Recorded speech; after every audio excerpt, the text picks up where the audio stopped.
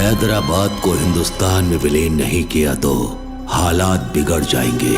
सरदार पटेल से खत आया है। हैदराबाद अखंड भारत का हृदय है। युद्ध करना ही पड़ेगा। उन धर्म विरोधियों की समाधि बनानी ही पड़ेगी। जो दरिंदे मारना जानते हैं उन्हें मरना भी सीखना पड़ेगा। इस फिल्म की सोच कैसे आई, मतलब इस नाम आपके जहन में नाम कैसे आया और कैसे आपने सोचा इस फिल्म को करें? ये तो हमारा बचपन से मैं बोला ना, ये रजाकार ये सब चीज है।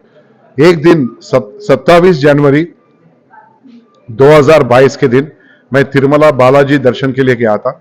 जैसा ही प्लेन रेनीगुंटा एयरपोर्ट में टच डाउन हुआ, मुझे रजाकार बोल के एक स्ट्रांग इंट्यूजन आया। तो मैं सोचा अरे क्या रजाकार यूं का आ रहा, तो मैं सोचा लॉर्ड बालाजी बोल रहे होंगे, मुझे आदेश दे रहे कि जाके आप सिनेमा निकालो। तो वैसा वहां से स्टार्ट हुआ।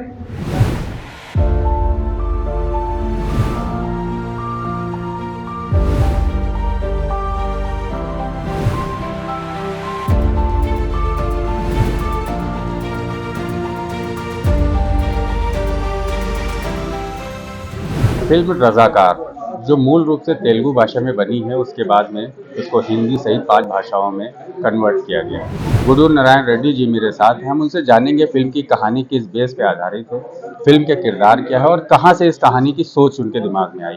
सर, आपका श्री न्यूज़ पे बहुत बहुत स्वागत है। नमस्कार। सबसे पहले ये बताइए, इस कहानी की परिकल्पना आपने कैसे की? थोड़ा सा कहिए लाइट। ये सिनेमा, ये जो रजाकार का जो नाम है ना, हमारे बचपन से हमको जब कभी भी कुछ गड़बड़ करते थे, शरारत रहते थे, हमारे पूर्वज बोलते थे कि अरे रजाकार आ रहे, अंदर चले जाओ। तो रजाकार कोई ऐसा नया चीज नहीं है, क्योंकि रजाकारों ने आखिर लास्ट मेरा दादाजी का नाम मुझे दिया गया। लेट गुडूर नारायण रेड्डी भी रजाकारों से लड़े सोए, वो सिनेमा में देखता, आप देखते। तो रजाकार इतने बुरे काम किए, क्योंकि पूरा दुनिया में कोई भी राजा अपने प्रजा के ऊपर इतना बल प्रयोग नहीं किया, और वो भी दुर्बुद्धि से कि ऑलरेडी हिंदू मुस्लिम का उस तरीके से, मतलब पाकिस्तान मुसलमान चले गए, हिंदुस्तान में जितने मेजॉरिटी रहना चाहे, कोई भी रहना चाहे रहे, फिर अलग एक तुर्किस्तान बनाना चाहे। मीर उस्मान अली पाशा जो 7th निजाम है, वो तुर्किस्तान बना के पाकिस्तान के साथ जोड़ना चाह रहे थे, और उसका डिजाइन ऐसा था। तो यूनाइटेड नेशंस को गया तो वो लोग बोले देखो भाई, अभी अभी बंटवारा हुआ, आपका फिर एक अलग देश यहाँ पैदा नहीं हो सकता। एक ही तरीके से हो सकता है अगर आपका एक स्पेसिफिक मजहब है, अगर पूरे हिंदूस है, पूरे मुस्लिम्स है, आप क्या चाह रहे उसके मुताबिक। तो उन्होंने ये सोचा जितने भी हिंदूस है, जबरदस्ती करके उनको पूरा मजहब बदलाने की कोशिश किया। जो नहीं बदले उनको मार दिया, मर्दों को मार दिया, औरतों को मानभंग किया और लूट लिया भी। तो ऐसा कैसा होता? तो ये चीज तो इतिहास के पन्ने, इस पन्नों को तो बाहर लेके आके आज के जमाने में जितने भी युवा हैं उनको तो जागरूक करना है, कोई ना कोई तो जिम्मेदारी लेना, वो मैं लिया। इस फिल्म की सोच कैसे आई, मतलब इस नाम आपके जहन में नाम कैसे आया और कैसे आपने सोचा इस फिल्म को करें? ये तो हमारा बचपन से मैं बोला ना, ये रजाकार ये सब चीज है। एक दिन 27 जनवरी 2022 के दिन मैं तिरुमला बालाजी दर्शन के लिए गया था। जैसा ही प्लेन रेनीगुंटा एयरपोर्ट में टच डाउन हुआ, मुझे रजाकार बोल के एक स्ट्रांग इंट्यूजन आया। तो मैं सोचा अरे क्या रजाकार यूं का आ रहा, तो मैं सोचा लॉर्ड बालाजी बोल रहे होंगे, मुझे आदेश दे रहे कि जाके आप सिनेमा निकालो। तो वैसा वहां से स्टार्ट हुआ।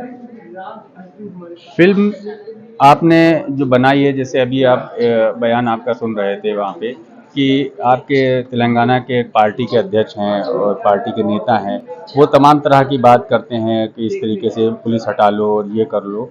और तो मैं बताऊं तो उसको लेके आपके दिमाग में क्या बातें हैं और क्या अभी भी वो निज़ाम चल रही है तेलंगाना में, हैदराबाद में? क्योंकि मूल रूप से आपने इसको तेलुगु भाषा में ही पहले बनाया था, उसके बाद में हिंदी उसमें लेके जा रहे हैं, अन्य 5 भाषाओं में लेके जा रहे हैं, क्या ऐसा भी अभी वहाँ चल रहा है?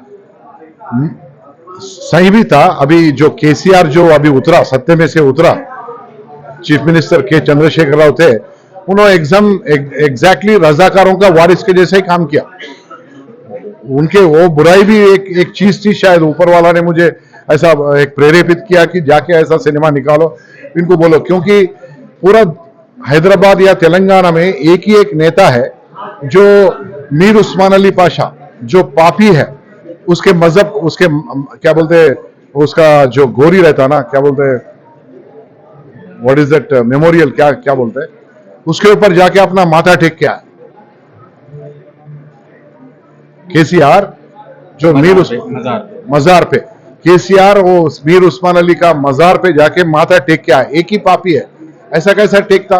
आप जाके अगर अजमेर जाओ, बाबा कोई सूफी सेठ, माथा टेको, अच्छा है, बड़े हैं, उन्होंने भी एक मजहब के बड़े हैं, कुतुबुद्दीन जाओ, निजामुद्दीन जाओ, ऐसा पापी के पास कैसे जाते आप?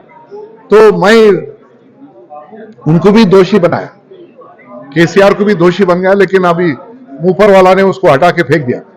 अच्छा, एक थोड़ा पॉलिटिकल सवाल, चूंकि आप भाजपा से भी जुड़े हैं और एन चुनाव के वक्त ये फिल्म लेके आप आए हैं, सर आप भाजपा से भी जुड़े हुए हैं और जिस तरह से आप भाजपा से जुड़े हैं और एन चुनाव के वक्त, लोकसभा चुनाव के वक्त ये फिल्म लाए हैं, क्या इसके पीछे सोच है आपकी? ये मैं सिनेमा ये अभी इलेक्शन की वजह से नहीं ला। भाजपा के पास 13 करोड़ लोग कार्यकर्ता है, 13 करोड़ लोग, एक एक आदमी जाके 3-3 एक्स्ट्रा वोट लेके आए तो भी 52 करोड़ होते। तो as it is government form करने का सिचुएशन है। भाजपा को ये सिनेमा निकाल के वोटों के लिए जाने का नहीं है। मैं सितंबर से मैं ये सिनेमा को रिलीज करने चाह रहा था 2023 से, लेकिन हमारे पास जो सत्ते में थे, जो केसीआर, उन्होंने भी रजाकारों का वारिस के जैसा ही बिहेव करते, उन्होंने रुकावट डाले, धमकाए, डराए, लोगों को बोले इनडायरेक्टली क्या क्या कि बहुत सारे काम करे, बाहर नहीं गिरते हो, उसकी वजह से आज तड़प रहा है, पब्लिक लात मार के बाजू हटा के बिठा दी। फिल्म एक कम्युनिटी को टारगेट कर रही है। नहीं, कम्युनिटी को टारगेट नहीं कर रहा हूं मैं, कैटेगरिकली बोलता हूं, ये कोई मजहब का अगेंस्ट नहीं है, ये सिर्फ रजाकारों का अगेंस्ट है और कासिम रिजवी और मीर उस्मान अली पाशा का अगेंस्ट है और किसी के अगेंस्ट नहीं है। हम पूरे हमारे देश में जो गंगा जमुना का तहजीब से जी रहे, उसी तरीके से जिएंगे आगे। कहा जाता है फिल्में जो है समाज पे प्रभाव डालती हैं, जिस तरीके से ये एक फिल्म बनी है दो कम्युनिटियों के बीच में विद्वेष पैदा करने की। नहीं, ये कोई विद्वेष नहीं, सिर्फ मेजॉरिटी कम्युनिटी को मैं जागरूक कर रहा हूं कि ऐसा हुआ था। ये देश का एक प्रांत रहने के बावजूद भी ऐसा एक राजा ने ऐसा एक मूर्ख के काम किया, फिर आगे कोई ऐसा नेता या कोई लीडर या गैंगस्टर ऐसा पैदा नहीं होता बोल के क्या गारंटी है? उसके लिए मैं जागरूक कर रहा हूं, मैं देश के युवाओं को, पूरों को, मैं स्पेशली हिंदू को और साथ ही साथ मुस्लिम भाइयों को भी, ताकि उनके मजहब में ऐसे गंदे कीड़े पैदा नहीं होना। क्यों पैदा करके आपके मजहब को गलत नाम लेके आते? बोलिए। मैं सबको मैं जागरूक कर रहा हूं, everybody wake up and come to the best situations.